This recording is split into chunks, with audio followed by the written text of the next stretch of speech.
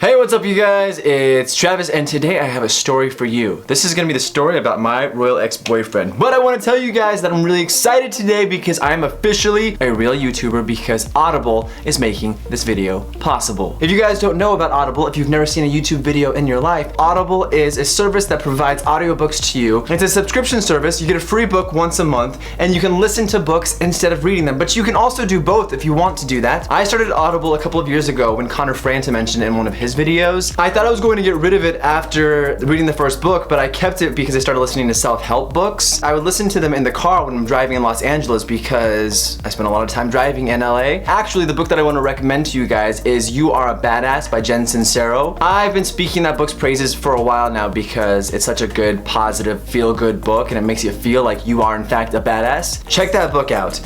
Go get the free subscription. It's a free 30-day trial that you can get, the link down below.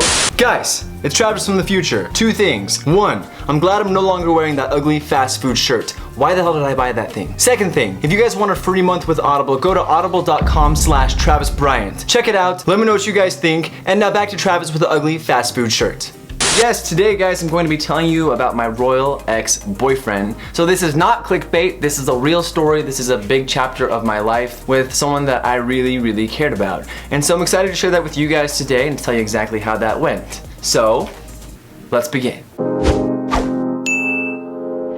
A lot of people ask me how I even got in contact with a prince to start dating him in the first place, and my answer to that is always Xanax. Long story short, I was modeling in New York City, I had one of my mental breakdowns that I talked about in my previous videos, and I left New York to go back to Denver to see a therapist to try and get my mental health back to a better place. She wanted me to get back to a good place as soon as possible, which is why she put me on Xanax. So when I took Xanax for the first time, oh Lord Jesus, it was like heaven stepped into my life. Not a single thing could bother me in this world. I was on cloud 9 and I felt good. You could have a plane crash through my building and destroy everything around me and I would have been like, whoa, there's a plane in the house, holy shit.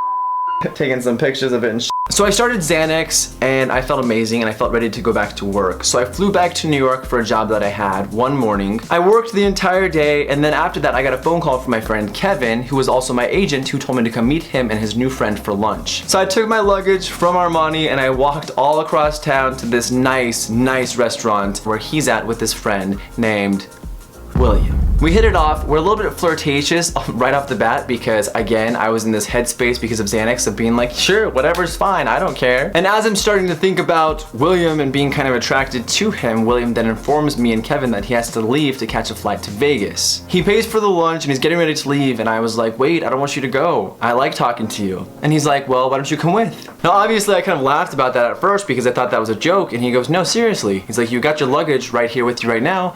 Why don't you come with me to Vegas? I obviously couldn't afford to buy a same-day flight to Vegas because I was one broke hoe at this time. William was like, I'll pay for everything, no questions asked, it's not a big deal at all, it doesn't mean anything to me. Again, normal Travis would be like, no way, there's no way I'm going on a flight with this strange man that I just met 20 minutes ago for lunch. But Xanax Travis was like, yeah, sure, let's do it. Kevin intervenes right there because that's so out of character for me and he grabs my arm and he's like, Travis, what are you talking about? You're not gonna go to Vegas with this person we just met. Before I can even say anything at all, William's like, well, why don't you come also? And Kevin's like, well, I don't have anything to wear. And William's like, well, then we'll get you something new to wear when we get there. And so Kevin then got on board pretty quickly and he's like, yeah, all right, Trav, well, let's do it. He wants to do it, so let's do it. So Kevin, William, and I go to JFK Airport. He buys us 2 first-class tickets to Las Vegas and we fly to Vegas together. So we go to Vegas, he gets us the suite that's the very top floor of the Bellagio Hotel. It's one of the nicest suites you've ever seen in your entire life. We go gambling for a little bit and of course I have no money for any of this. I can barely afford Subway at this time, let alone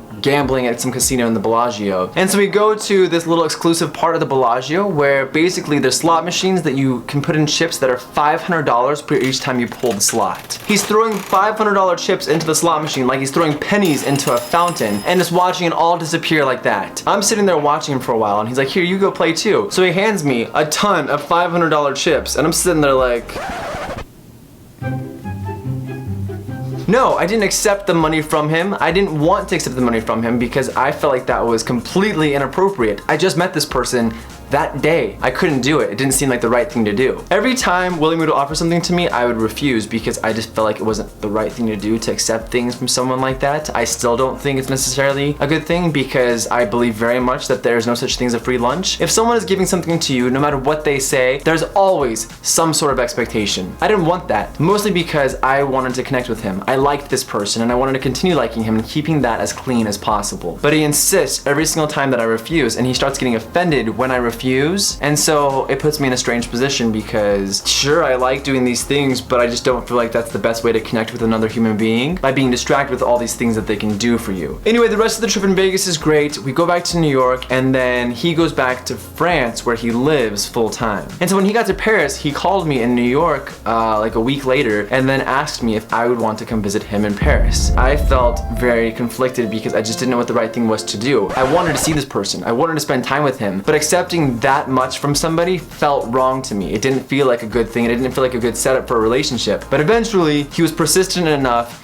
to talk me into it. Torn between my better judgment and what I wanted for myself and what my heart wanted, I decided to take a chance and go to Paris to see William. When I got to Paris, I get out of the plane and there's someone there waiting with a sign with my name on it, and I'm like, what is my life right now? It's my personal driver. It's not just the driver that's going to be driving me to my hotel where I'm staying. It's my driver that I have sitting outside the hotel the entire time while I'm in Paris that will drive me whenever I want. So my driver takes me to this very, very nice hotel. It's probably the nicest hotel I've ever been to in my entire life. I walk inside and I don't have to go to the counter before someone comes over and says, "Oh, Mr. Bryant, welcome. We're so happy to see you here." There's a massive line of people at the counter waiting to check in, and these people leave them, come straight to me at the door. They know who I am already, and they escort me up to my private suite on the top floor of this hotel. It's an entire floor. I walk into the room, there's a bottle of champagne, there's flowers, and there's a note, and it says, "Welcome to Paris, check the closet, that's for tonight." So I walk over to the closet,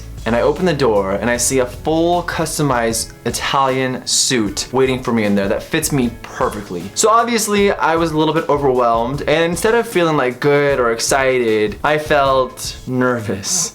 I felt super apprehensive because he was doing the most and we had just met a few weeks before. So I put on the suit, I went downstairs, and the driver took me to dinner to meet William at this restaurant. It's like a 5-star formal dining restaurant. He looks absolutely gorgeous. He's wearing a suit himself, and we kind of get this little private booth where they put these curtains up around us so no one can see us and we have a little bit more privacy. It's so nice. I don't know how to do fancy. There's like 14 different forks, and I'm like, I have no idea what to do with all these things because I am poor. This is not my world. And he kind of guides me through it, and it's kind of cute and fun because he's so accustomed to this world and is introducing me to that. And so it was just a really fun night, and it was a surreal experience, and I really had a good time with him. The one thing that I learned from that dinner that stuck with me to this day is where you're supposed to place your fork and your knife when you're done with your meal. Put it on the bottom right-hand corner of your plate. So if your plate was a clock, make sure you put it at 5 o'clock, because I didn't do that and the waiter scoffed at me because I didn't know what I was doing. And William was like, "Oh my gosh, you have to put your fork and knife over here because that's rude if you don't." And so I do that to this day because of that night, because I felt so stupid for not knowing that at that time. We stayed pretty private for most of the trip. Everything was kind of worked out for us because we had these assistants that would make sure that we had privacy everywhere we went. But one night we went out to a bar, and that was the first time we were actually in public, out where people were socializing, and someone came up to him and said, "Oh, Prince William, we're so happy to see you here."